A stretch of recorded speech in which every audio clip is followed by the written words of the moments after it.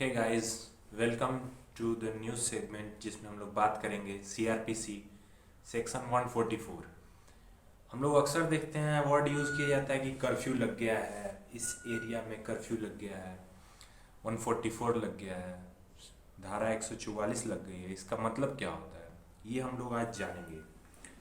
तो ये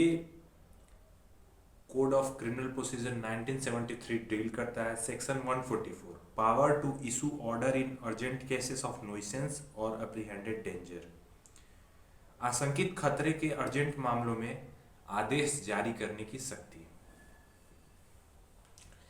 तो किसे होती है आदेश जारी करने की शक्ति? In cases where in the opinion of a district magistrate, a sub divisional magistrate और any other executive magistrate especially empowered by the state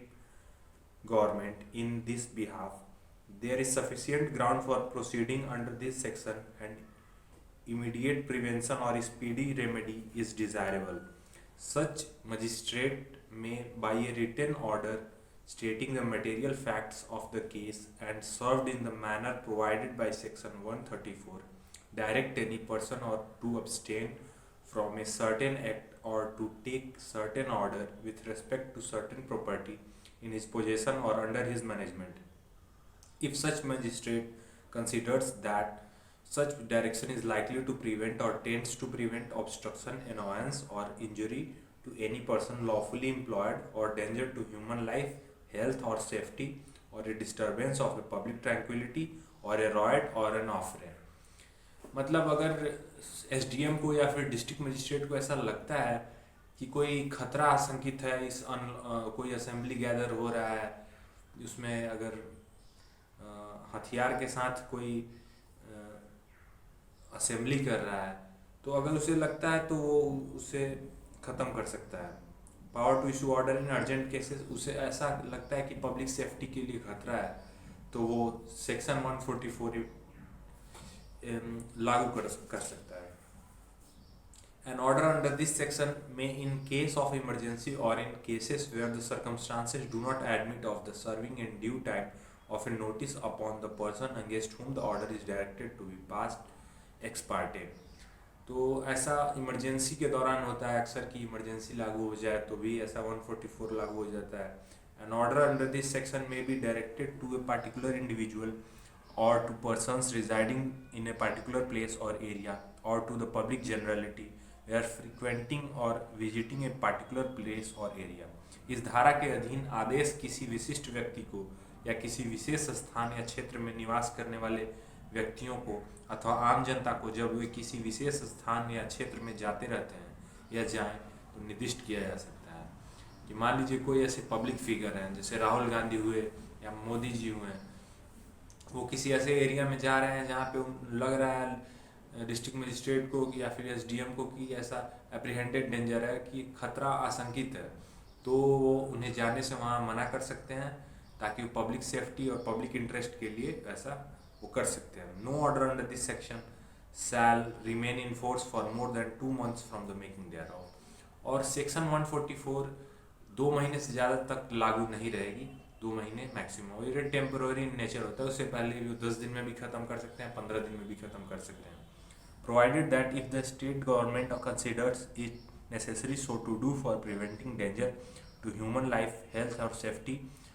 और for preventing a riot or any affray, it may by notification direct that an order made by a magistrate under this section shall remain in force for such further period not exceeding 6 months from the date on which the order made by the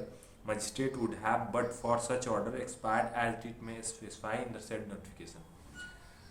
और अगर वो चाहे, अगर उसको आवश्यकता महसूस होती है कि उसे एक्सटेंड किया जाए, बढ़ाया जाए, तो उसे 6 महीने तक बढ़ा सकता है। लेकिन जब भी मजिस्ट्रेट द्वारा दिया गया आदेश वो नोटिफिकेशन में जितना दिया गया है उतना होते होते वो ख़त्म हो जाएगा। सेक्शन 144 जैसे वो 20 दिन का अगर नोटिफिकेशन में उसने लिखा हुआ है तो 20 दिन में ख़त्म हो जाएगा, अगर 30 दिन लिखा है तो 30 दिन में ख़त्म हो जाएगा। एनी मजिस्ट्रेट में either on his own motion or on the application of any person aggrieved, resign or alter any order may under this section by himself or any magistrate subordinate to him or by predecessor in office। कोई magistrate किसी व्यक्ति के आवेदन पर किसी ऐसे आदेश को विखंडित या परिवर्तित कर सकता है। जैसे अगर किसी एरिया में अगर डीएम ने लगा दिया 144 और किसी व्यक्ति को ऐसा लगता है कि नहीं ये गलत है, नहीं लगना चाहिए, चेंज करवाने के लिए अगर कोई आवेदन पत्र देता है तो उसे वो चेंज भी कर सकते हैं एसडीएम उस आवेदन पत्र पर। राज्य सरकार के परंतु के अधीन के अपने द्वारा किसी आदेश को या तो स्वप्रेरणा या किसी व्यक्ति के आवेदन पर विखंडित या परिवर्तित कर सकता है। उस डीएम या फिर एसडीएम को अगर खुद भी महसूस हो कि नहीं इसे चेंज कर देना चाहिए, 144 नहीं लगना चाहिए, तो भी वो उसे चेंज कर सकते हैं या फिर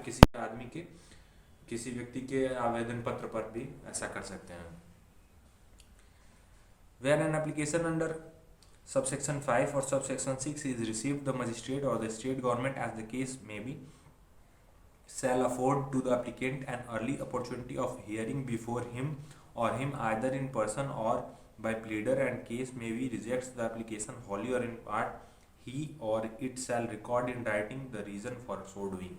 अगर वो कोई आवेदन पत्र ऐसा उनको प्राप्त होता है और वो उसे पूरी तरह विखंडित कर देते हैं, रिजाइन कर देते हैं, रिजेक्ट कर देते हैं, तो उनको उसका कारण बताना पड़ेगा कि आखिर उन्होंने ऐसा क्यों किया।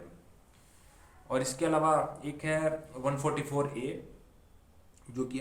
सीआरपीसी अमेंडमेंट एक्ट 2005 द्वारा जोड़ा गया, power to prohibit carrying arms in procession of mass drill और मास ट्रेनिंग विथ आर्म्स। किसी भी जुलूस आदि में किसी भी हथियार के साथ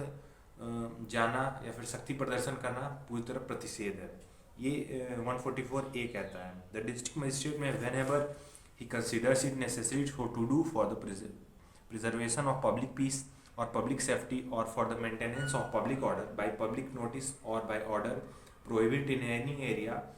within the local limits of his jurisdiction the carrying of arms in any procession or the organizing or holding of or taking part in any mass drill or mass training with arms in any public place। किसी भी public place पे अगर कोई हथियार के साथ कोई प्रशिक्षण दिया जा रहा है या फिर कोई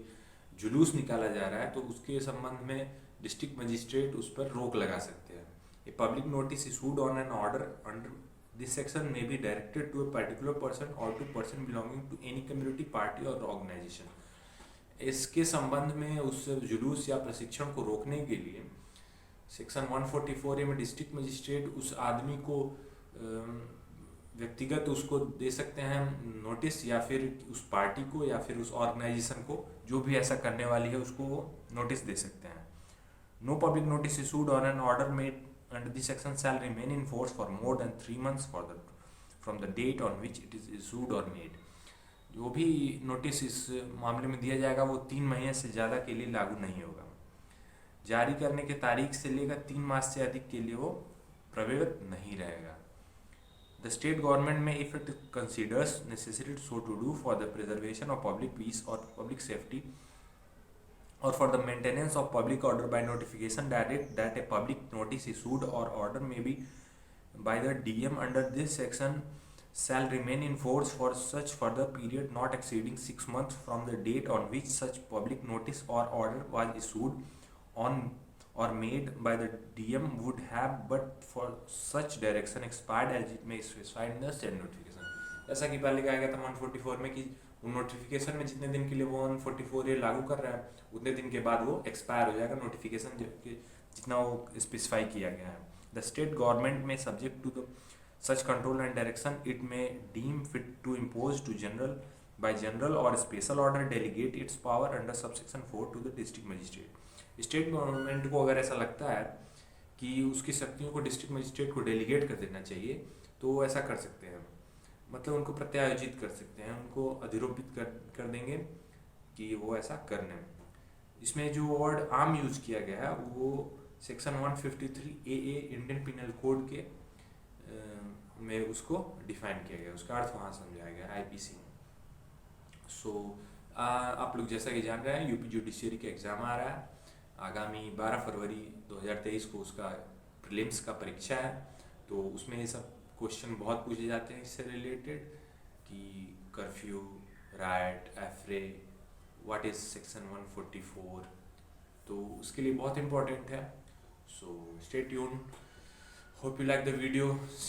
लाइक शेयर एंड सब्सक्राइब। जय हिंद।